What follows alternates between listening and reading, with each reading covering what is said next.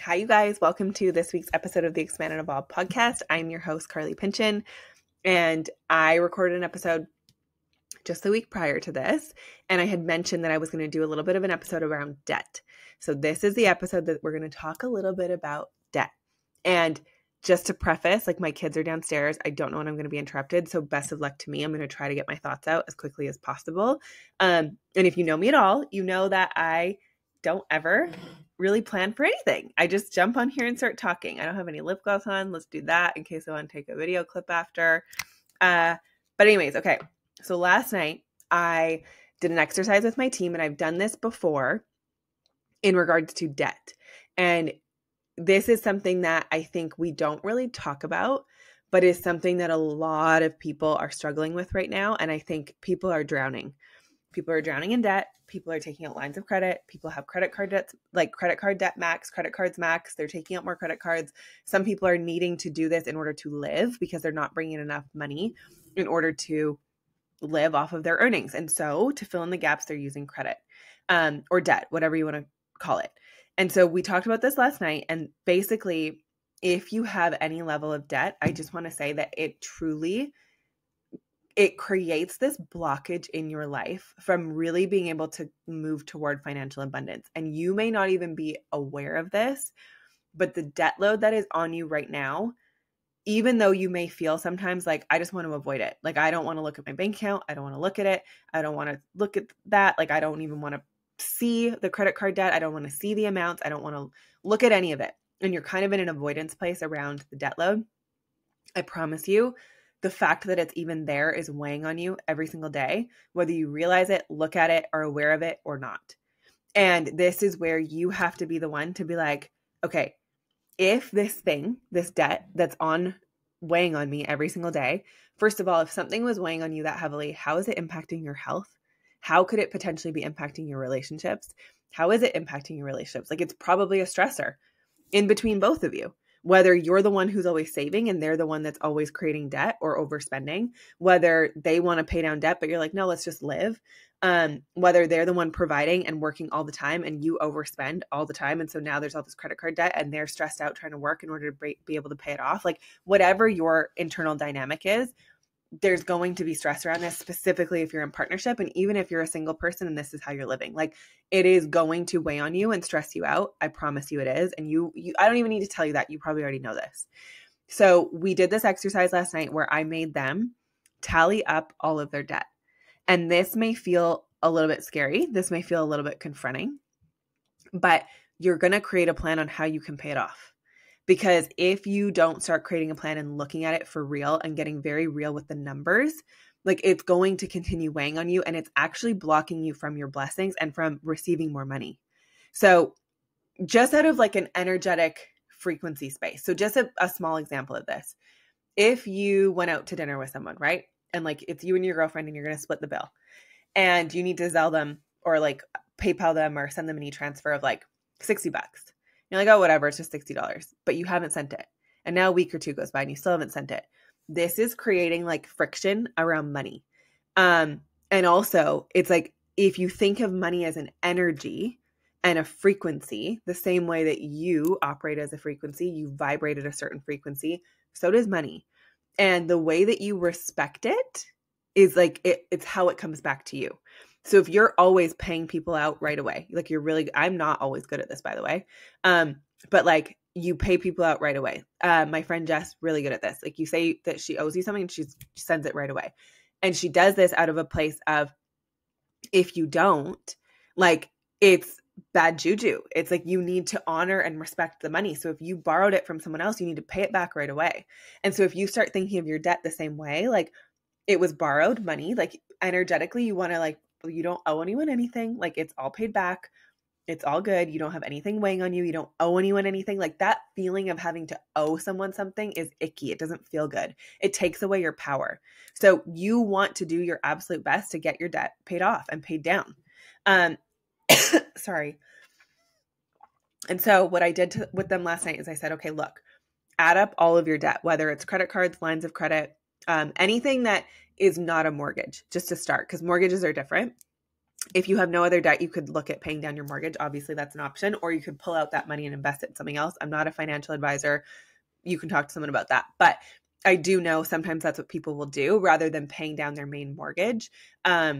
They will utilize that money to go buy rental properties or do other things, right? There's so many different options when it comes to that if you don't have any debt. But if you're listening to this, you probably have debt in your life, and that's why you're here. So the first step is to get clear on the actual number.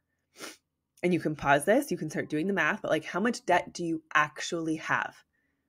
Get really real, crystal clear. How much is it? Is it 5,000, 10,000, 100,000? Is it student loan debt? Is it credit card debt, lines of credit? Like, where is all your debt? Add them all up, write a list. You're going to write a list of all of the debt that you have. And you're going to start looking at, okay, what is the big chunk number? And then what is the smallest one? And however you want to target this, you're going to take the smallest one and you're going to figure out like, what's the quickest way that I could pay this small one off so that I can feel better. If you don't have a crazy amount, you may take all of it, add it up and be like, okay, how much money would I need to put toward this debt every single month in order to get it paid off in 6 months? If that number doesn't feel realistic to you, break it into 12 months. If that number doesn't feel realistic to you, break it into 18 months. Like, whatever you do, you just need to break it down so that you can create a number that feels really good to you, that you can get behind, that feels doable for you, even if that number has to be $50, $100, $2,000, like whatever your number is, whatever you're capable of right now, pick one and start to just promise and commit to yourself that you're going to pay it down. Because if you get this paid down, the freedom that you're going to feel to start allowing even more money and abundance to start flowing to you, I promise you it helps and it works. I have been doing this for almost a year where I pay down my credit card to zero every single month. So what I spend on my credit card, I use my credit card to pretty much pay and buy everything, but I always pay it down to zero. And I've now, because I used to do it monthly, like I would just pay it down at the end of the month to zero. Now I do it almost weekly where like I want to keep it at zero all the time. It feels so good to not see like 5,000, 10,000, 25,000 on a credit card and just have it at zero.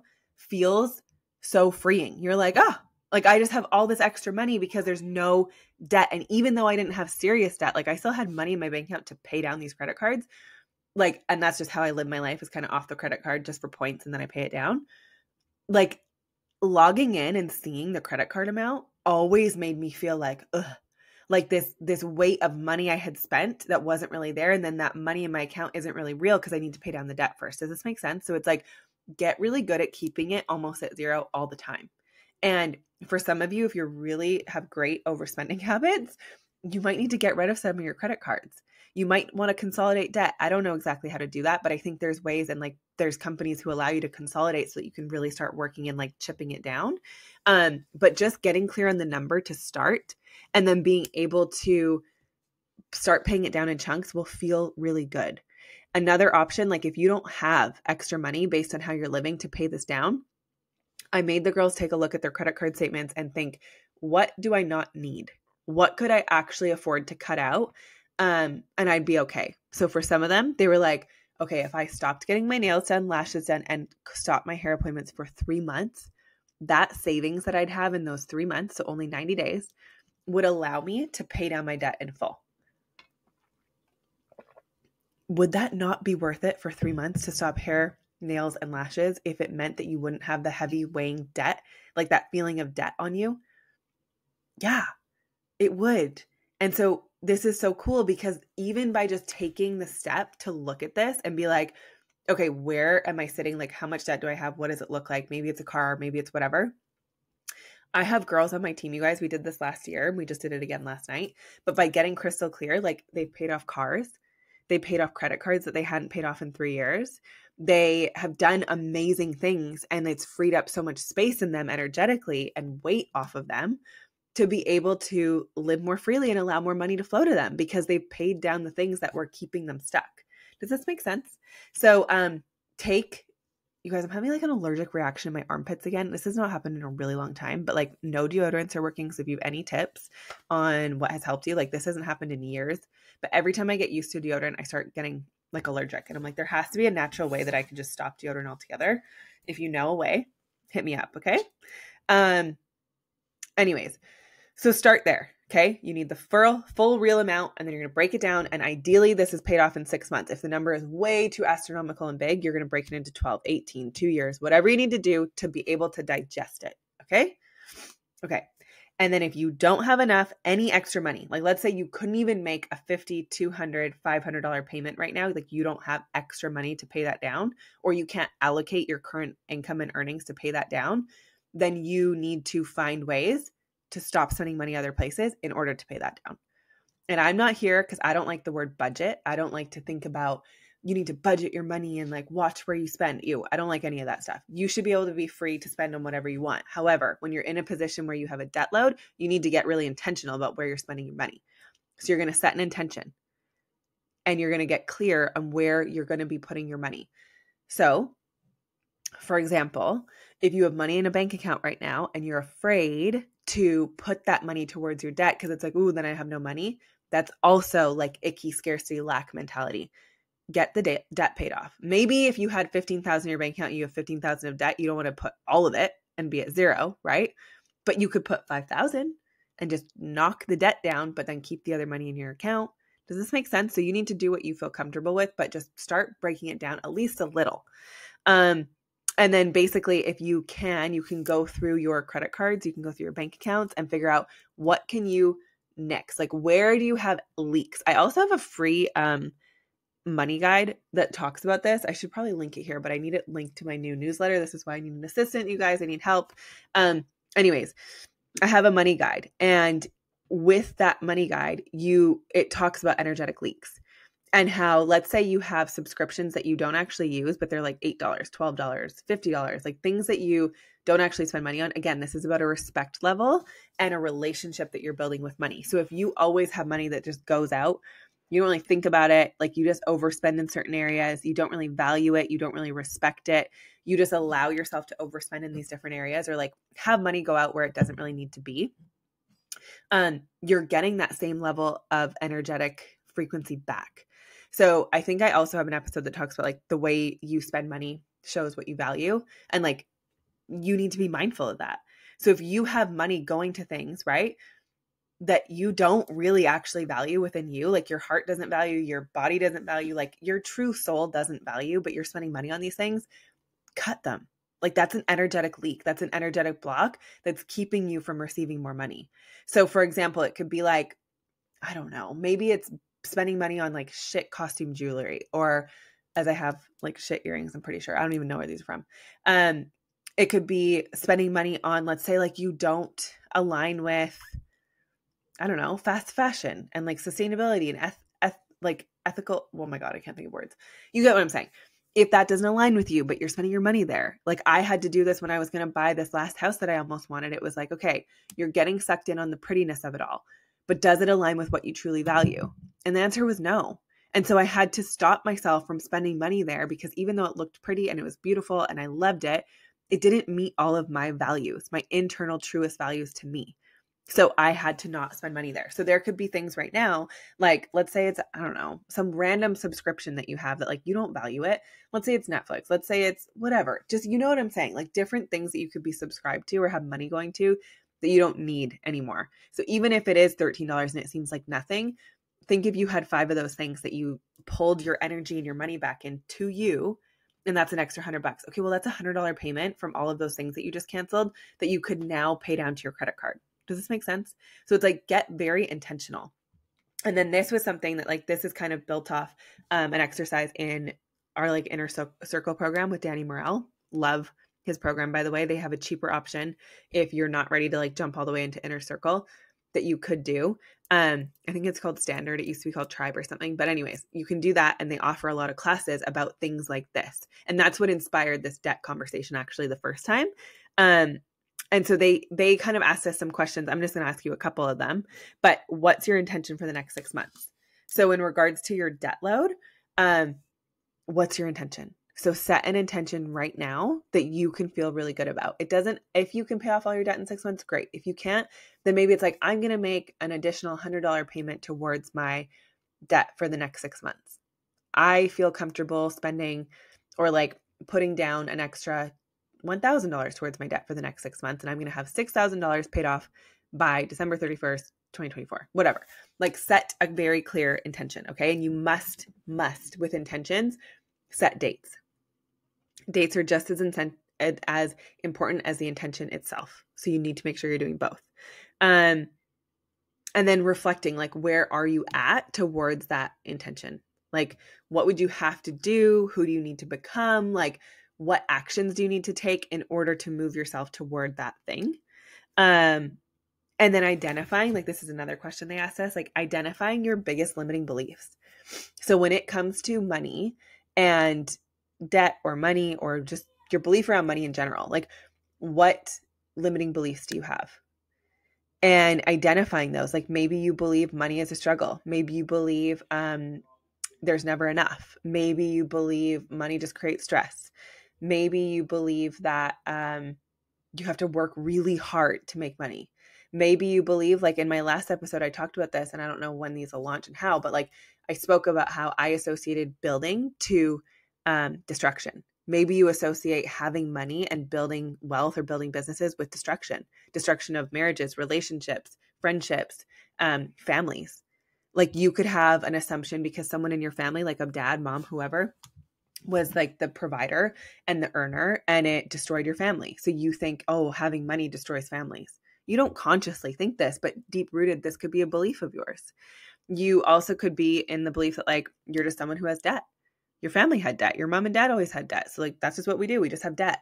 You're not consciously thinking this. It's just a program that's kind of running because it's what you're used to. So just taking a second to reflect on any of those things and start to identify, like, what are your limiting beliefs around money? Another one could be that you don't actually think that you're worthy of having freedom. You don't really, like, the second that you start to make more money, then, like, could allow you to leave your full-time job, or like could give you the freedom to have options, or give you the freedom to travel, or give you the freedom to get your nails done or your hair done, or like do things freely, or spend money on you. That's so out of your norm and comfort that it, like, is scary. And this is the thing, like, you could want financial freedom. You could desire to be able to afford to get your nails done or your hair done or go on a trip. Like, you could desire those things, but ultimately you don't believe you're worthy of it. You haven't become the person who does those things. And so the second that you get close to it, it's so uncomfortable because it's so unknown that you'll keep yourself stuck.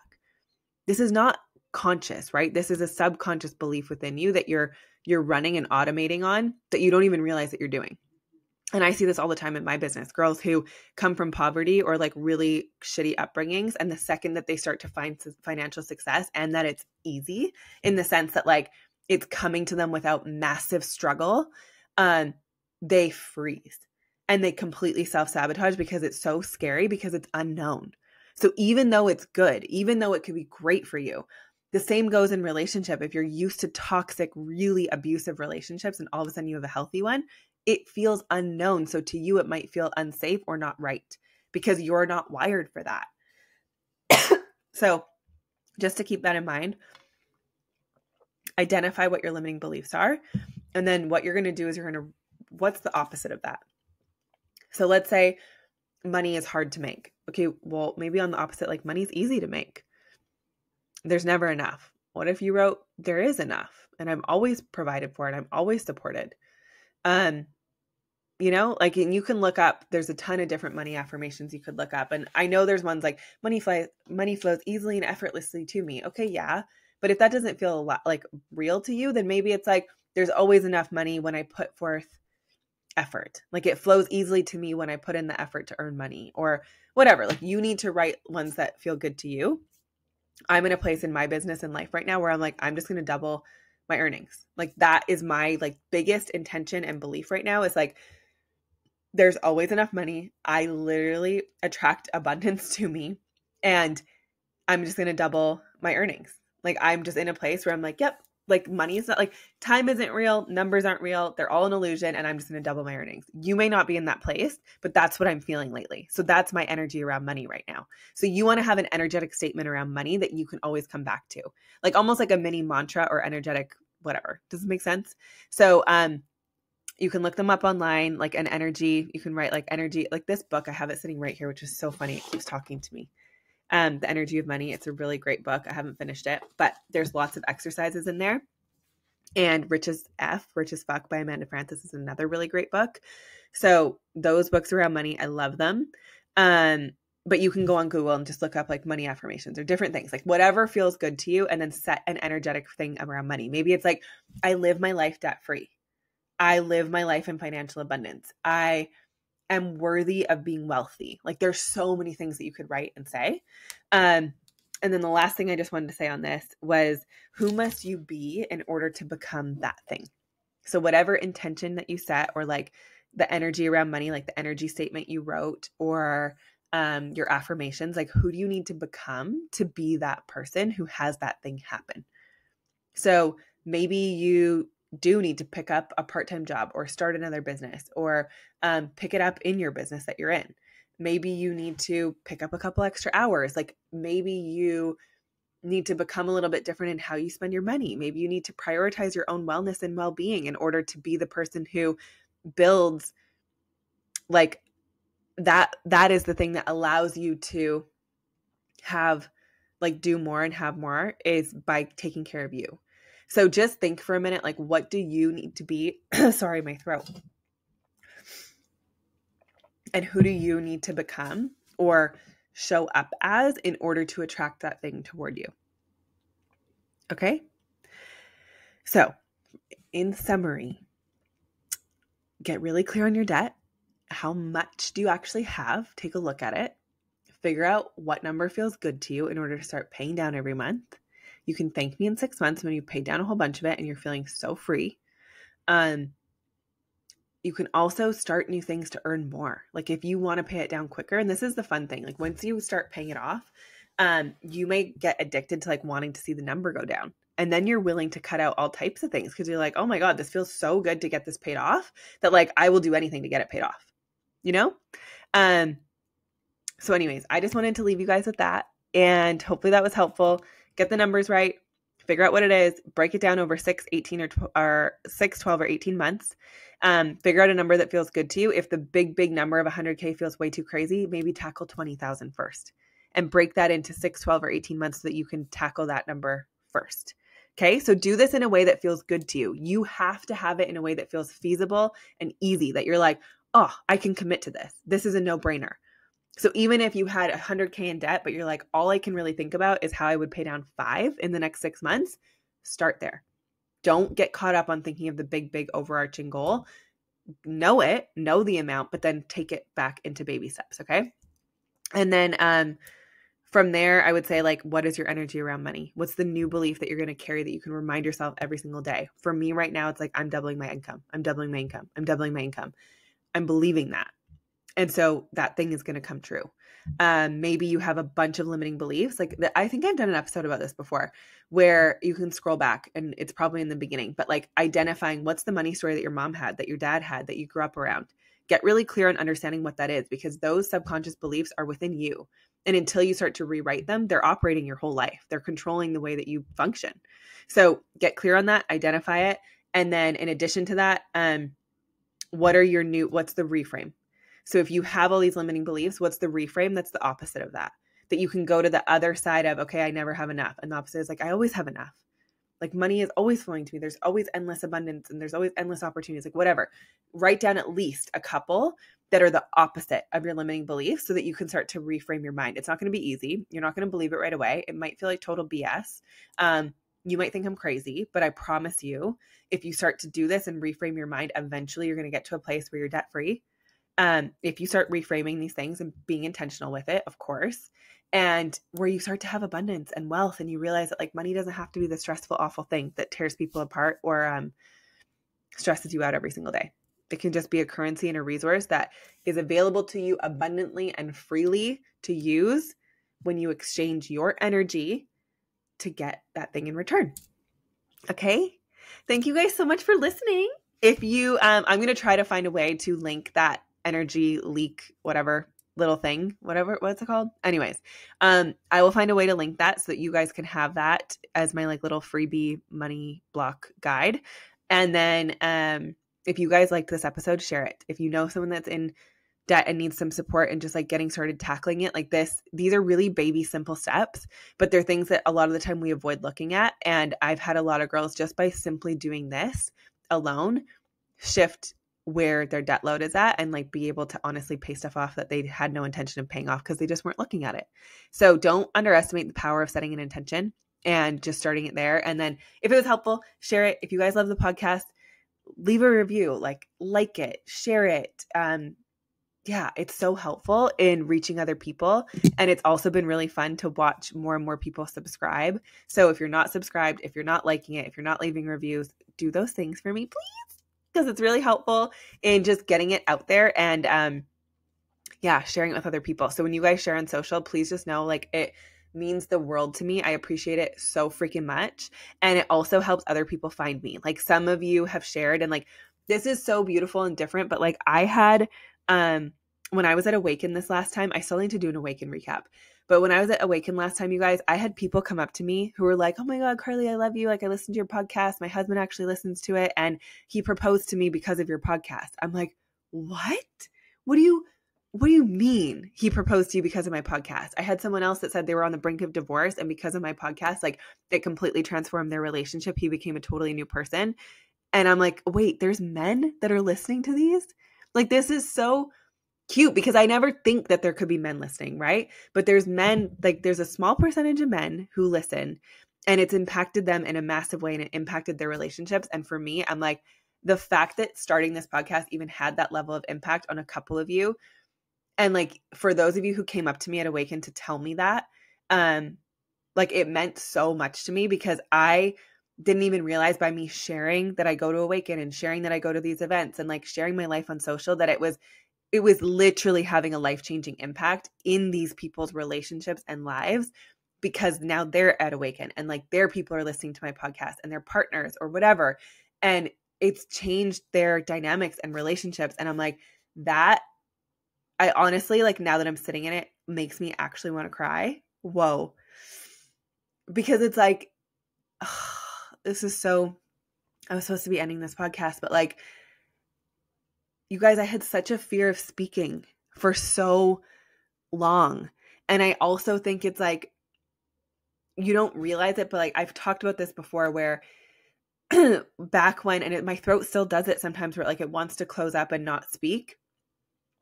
And I second guess if what I'm saying is even valuable or if anything I'm saying even lands, if it even makes sense because I just speak and I let it flow freely through me. And sometimes it does and sometimes it doesn't. And it's like, I was so afraid when I was younger that one time that I public spoke and I was so embarrassed I froze.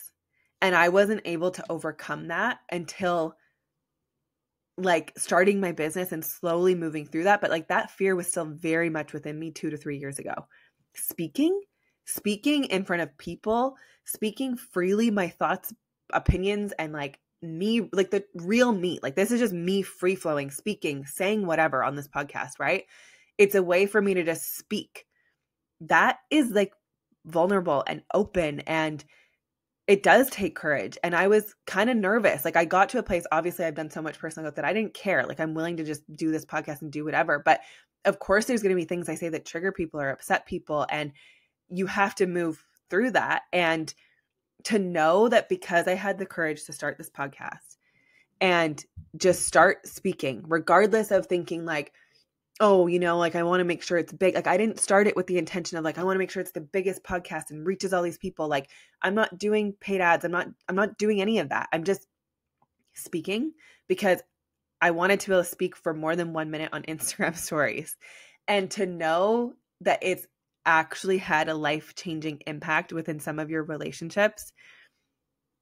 Like I never could have guessed that me going through my divorce and separation, not even a divorce, we're just separated, but like going through that breakdown and understanding so much about relationships because of that, and then sharing everything I was learning and growing through into this podcast is actually impacting you in that big of a way. It's crazy. And I just need you to know, like, I feel it within my heart. And this is something that I never used to be able to do.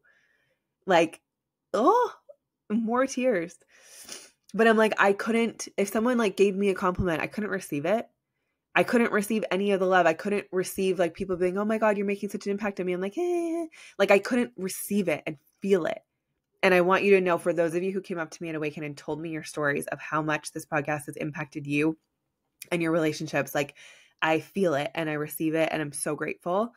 And I'm also grateful for me that I just freaking started this podcast because I didn't know what I was going to do, talk about. It's like I could have held off even longer. And I'm like, even if it impacts only those couple families, like this was so worth it. And I think if you can come at that in your own life, business, any venture you go on, like if you make an impact on another human being, it was worth it. We can get so caught up in the clout of Instagram and like 10 million Instagram followers and like the best podcast in the world and like they're making millions and they're doing this and they're doing that. Great. Yes. Would it be great? Like I really do see myself in a studio one day doing these interviews with people. But right now I'm like, can we just be grateful for the first people that it impacted and the first people that you have impact on? And even in your business, if you've only impacted 1 or 3 people, like, can we celebrate that instead of getting so far ahead of wanting to impact millions that we forget about those individual lives touched and changed that matter so much? Okay. So even if you're making small impact, it's big impact. And you need to celebrate yourself. And for those of you who shared that with me, thank you so much. And that is why I'm saying, if you like this podcast, share it, put it on social, tag me, like whatever, share it with a friend because it is reaching people and impacting people. And I'm so grateful for that. So thank you so much. Okay. I gotta go. I'm going to see this other house, you guys. It's going to align with my values. It actually does. The whole house aligns with my values. I'm going to go see it and see if it's actually something I want to move forward with. Sending you all the love and all the abundance. You're deserving of all the wealth. Deserving. I don't even know what I just said. You're worthy of everything that you've ever desired in your life. Okay. And you're so capable of achieving all of it. Love you guys. That was weird. I've never done that before. Bye.